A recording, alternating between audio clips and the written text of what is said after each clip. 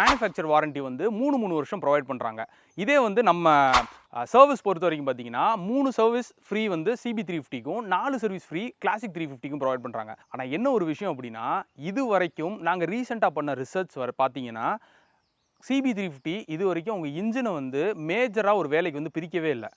நீங்கள் அப்ராக்சிமேட்டாக கால்குலேட் பண்ணாலே ஒரு 4 வருஷம் ஆச்சு. ஃபஸ்ட்டு வண்டி எடுத்ததுலேருந்து இப்போ வரைக்கும் இன்ஜின் பிரிக்கவே இல்லை. ரொம்ப ரேராக தான் ஹெட்டே பிரிச்சிருக்காங்க. இதே கிளாசிக் 350 பொறுத்த வரைக்கும் பார்த்தீங்கன்னா சர்வீஸ் இன்னும் இம்ப்ரூவ் பண்ணணும். ஏன்னா ராயல் என்ஃபீல்டுறது ஒரு லெகசியான ஒரு பிராண்டு. அதில் வந்துட்டு வண்டி நம்ம இல்லைன்னு சொல்லிட்டு நீங்கள் அவ்வளோ வெஹிக்கிள்ஸ் வந்து லான்ச் பண்ணுறீங்க. இந்த 2024 கிட்டத்தட்ட 6லேருந்து 7 மாடல் லான்ச் பண்ணியிருக்கீங்க. ஆனால் அதுக்கு சர்வீஸ்ன்னு பொறுத்த வரைக்கும் பார்த்தோம் அப்படின்னா ரொம்ப கம்மி. ஸோ சர்வீஸ் சைடு வந்து இன்னும் இம்ப்ரூவ் பண்ணணும். நிறைய மிஸ்டேக்ஸ் அண்ட் கரெக்ஷன்ஸ் வந்து பார்த்தா தான் வண்டியோட டியூரபிலிட்டி ரிலையபிலிட்டி நல்லா இருக்கும், கஸ்டமரோட ரெப்புடேஷன் நல்லா இருக்கும். இது பிராண்டான உங்களுக்கு தெரியும். ஸோ இந்த வீடியோவில் நான் இதை பதிவு பண்ண விரும்புகிறேன்.